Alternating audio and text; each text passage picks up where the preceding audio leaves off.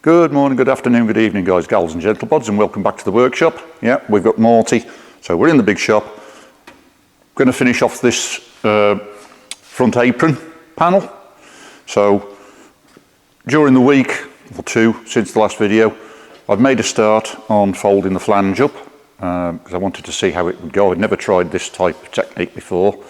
Rolling a flange around a curve is quite tricky because the metal has to squeeze into itself as you fold it over. I don't know if that makes any sense to you. It will do once you see what we're doing. So without any further ado, let's get on with it. Right, so here's the apron panel. As you can see, I've already rolled that flange at that end, around that corner. So I'm going to continue and do this end now. Just bring the camera around so you got it in shot. So I need to roll this flange around here and up to the middle. Very simple basic tools. A hammer. I've cleaned the face up a little bit because yes, this is the one that I abuse on a daily basis. I've just cleaned the face up with a emery paper and a dolly. So the beauty of this dolly is it's got a varying radius, so I can choose which part of it I use to suit the radius that I'm folding up. So what I'm going to do is start at this end. I'm just placing the edge of the dolly on the inside edge of my line. Clamp that down as firmly as I can with my hand.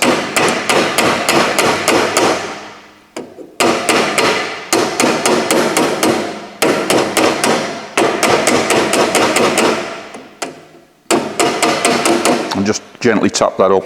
Now I'm not going to fold that flange all the way up at the moment, because what I need to do is start with that, do a bit here, and then gradually work it so that this bit in the curve pushes in together. So because that section is pretty straight, I've turned to a straighter edge of the dolly.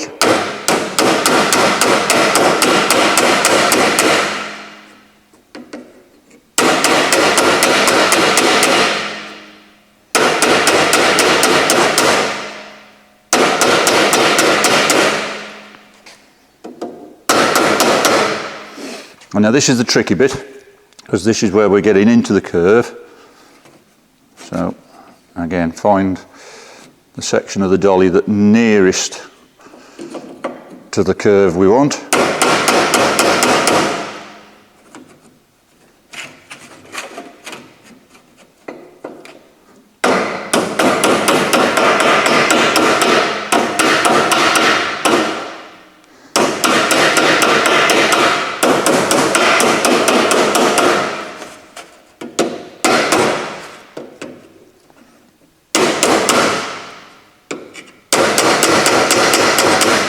And I've got the apron panel clamped down onto a fairly hefty lump of box section just to keep the general section of it flat as I can.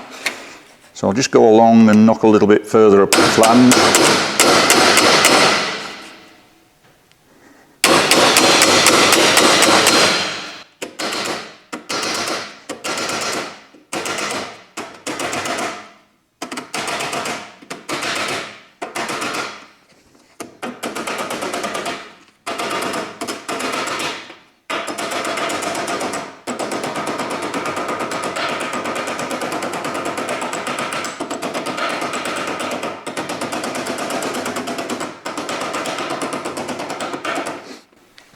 And although it may sound very noisy, I'm not giving it big hits. It's just little taps just to fold it up. And as you can see, that's folded up really nicely around there. There's no creases. The panel itself has stayed flat. And now I can just go along here and knock the rest of that flange up along the way. Right, just the last few inches to do. So, as before,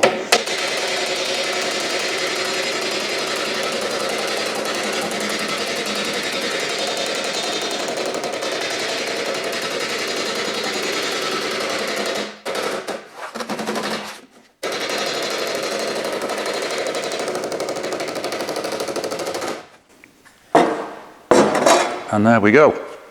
We have a flange all the way around the curves. Now that's a process I've never tried before round a corner. Yeah, I've knocked flanges up on jobs in a straight line, but doing one round a corner is a whole different ball game, and I am very, very pleased with how well that's gone.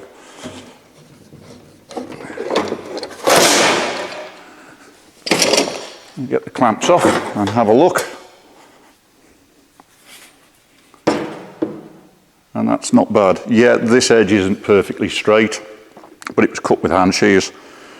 I could clean that up with a grinder, but to be honest, I don't think I'm going to bother, because that flange is actually hidden underneath the bumper. The front bumper sits over it like so. So, let's get that into place.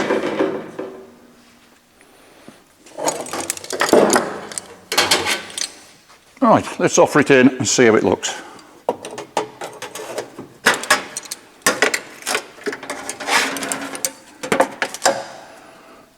That's not bad. It's tilting down a bit, but that probably just needs creasing up slightly from the joint line where it joins that box section underneath. So I think what I'm going to do is mark a line underneath along that edge.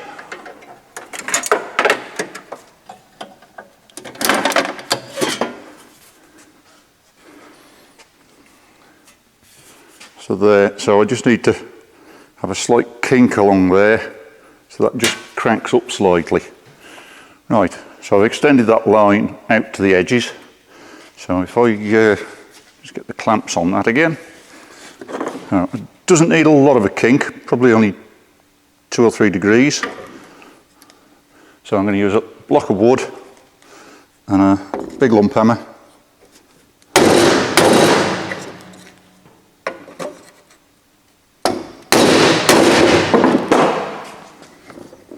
Just knock a bit down.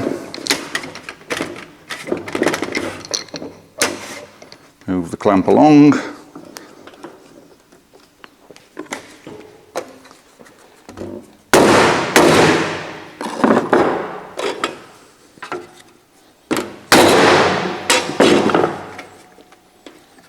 That looks pretty good. Offer that back in, see what it looks like.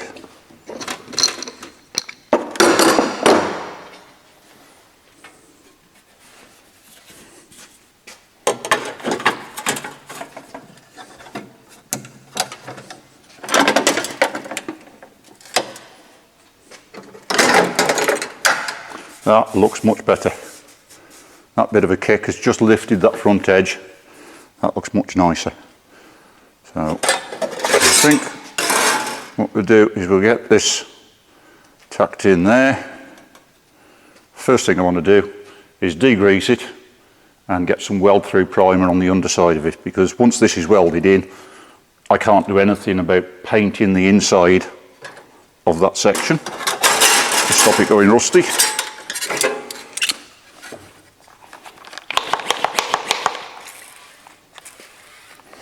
So a quick wash down with some brake cleaner, which is a great degreaser.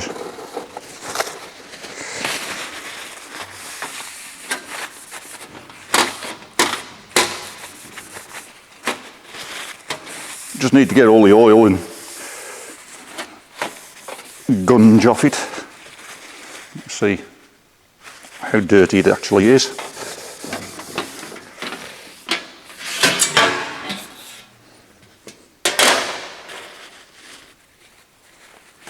Right.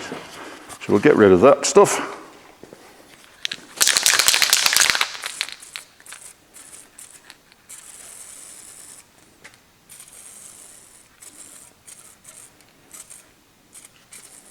That's not looking great, but it's getting some paint on it.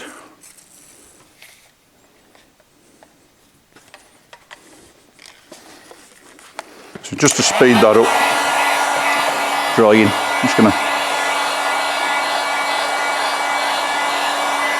wave a hot air gun over it.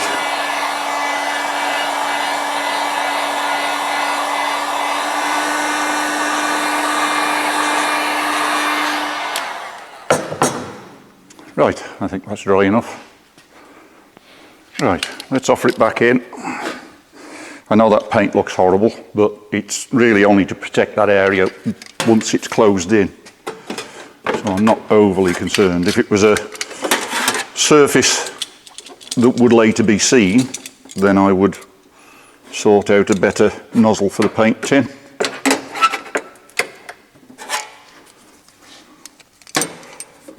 But as it's inside a closed box section, it'll be fine. Right, that panel fits nicely. I'm very happy with that. We'll get the welder set up and we'll get some glue in. I think I might move the camera to the other side where you'll get a better view while I'm welding. There is one other little job I need to do first.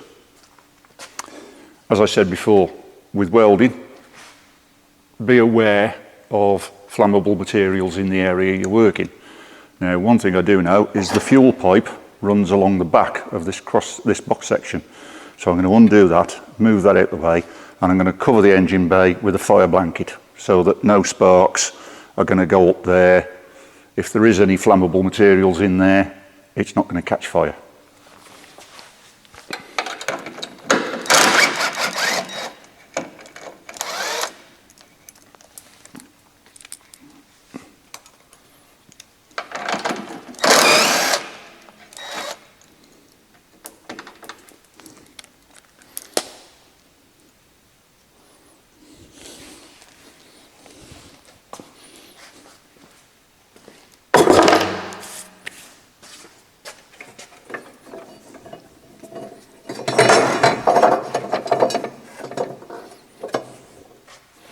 Right, let's get that out of the way.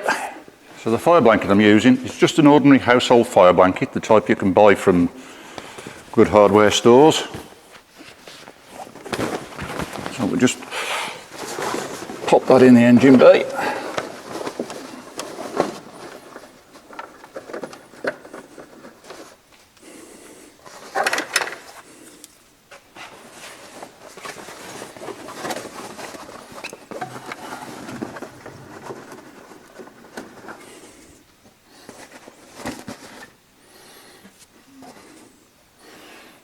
There we go, that should protect the important stuff. Just get that over that fuel hose. Right, I've got my Saturday night pulling gear on. Time to get welding. So I've got my earth clamp on. Always make sure you've got a good earth connection to your job. It's better.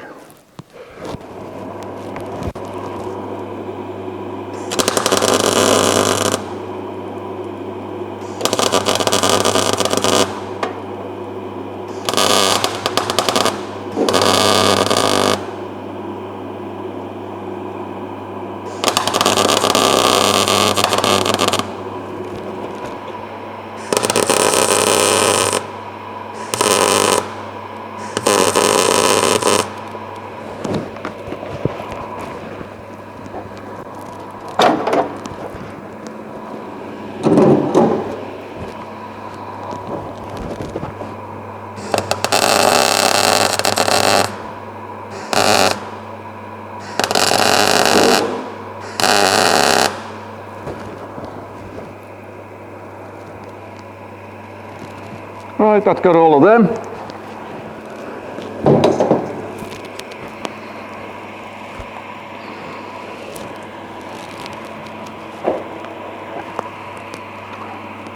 I want to put some stitches along the underside, so I'll lower the camera down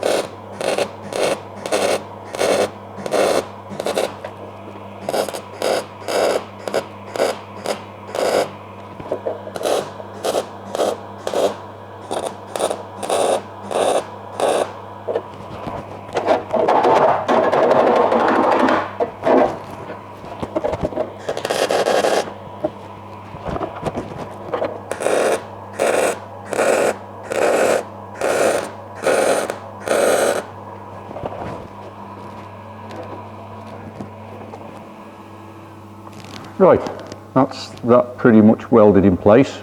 I can finish all that welding off later. The most important thing is it's on and it's secure. So I'll leave that at that for now.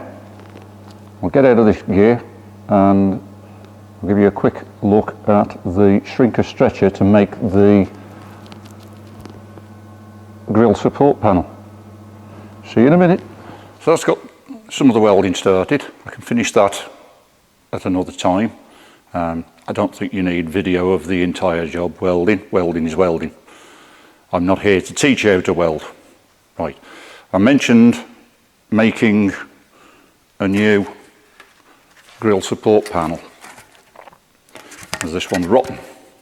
Now it's a double flanged piece. So it's got a flange at the top and it's got a flange at the bottom, and they're not 90-degree flanges either. But added to which, it's curved. And at the ends it curves that way, and in the middle it curves that way.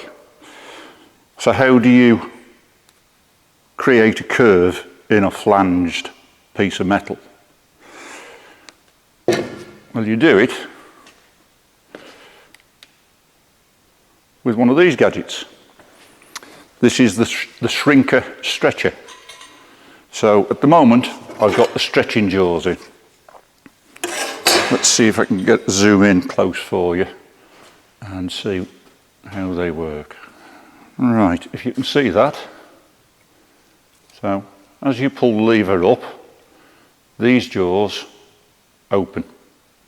And the jaws are made of 4 pieces. So there's 2 in the top and 2 in the bottom. They're spring loaded together into the centre, horizontally, each pair. As you bring the lever down, it closes the top one onto the bottom one.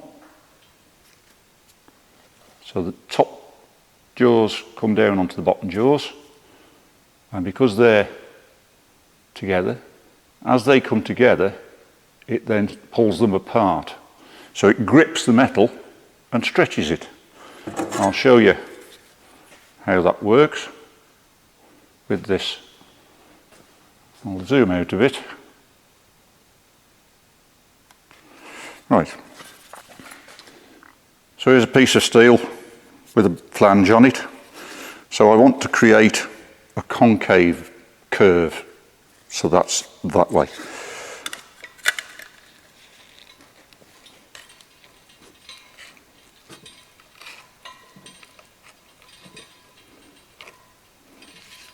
And you can go backwards and forwards to create more of a curve if you want. I've got a stop screw set in the back that limits the movement. You do with a better base on this. The floor's a bit uneven and it doesn't sit very straight.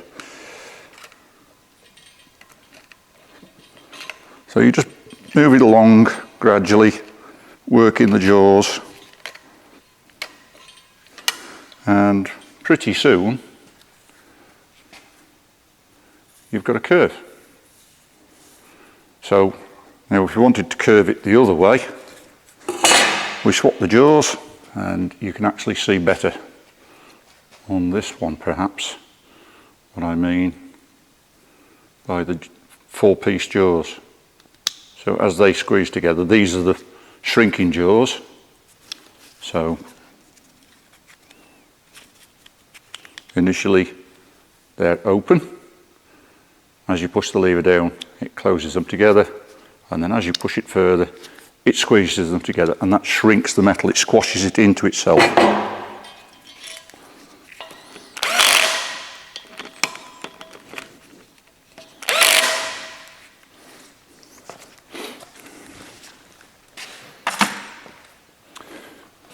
Right, so that's swapped them for the shrinking jaws. So now if I start a bit further along,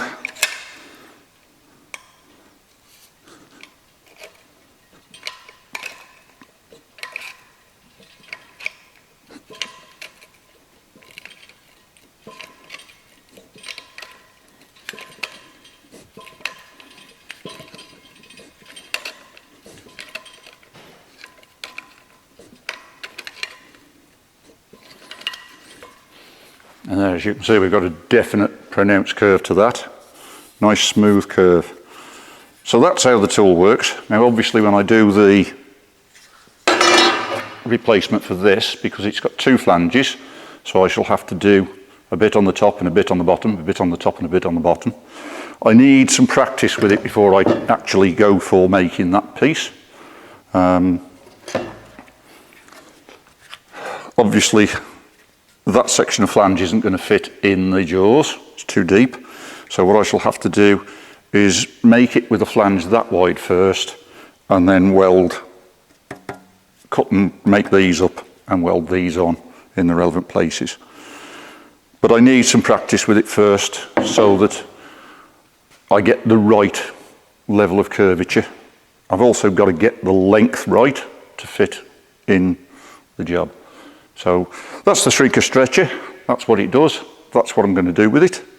Not a terribly expensive piece of kit. I made the stand, just a couple of bits of scrap metal welded together, just to make it more convenient to use. You can get more expensive ones with a foot operated pedal, so you can hold this job in two hands and just work your foot to work the jaws. Right, I think that's about it for this video. We've got the apron in position, that's welded in mostly. I can finish that welding off at my leisure. I've given you a quick insight into the shrinker stretcher and what I'm going to do with it to make the replacement grill support panel. That's going to be fun, but like I said, I need some practice first. I need to get some practice in so that I get the right level of curvature before I actually go for making the one panel, because I don't want to have to make it several times. So I can practice on scrap. When I'm happy that I've got the feel of it, then I'll go for making the right panel. When I do that, I'll video it for you. That will probably be the next video. So get that one done. I'll get this welding finished off, get all that back together, get that grill support panel made, and then it's onto the engine, the big job. That's the one we want. Right, I hope you found this interesting, maybe helpful, maybe not, who knows. If you're doing a similar sort of job, as I've said before, this is the kind of stuff you've got to deal with. Thank you for watching, and I'll see you in the next video.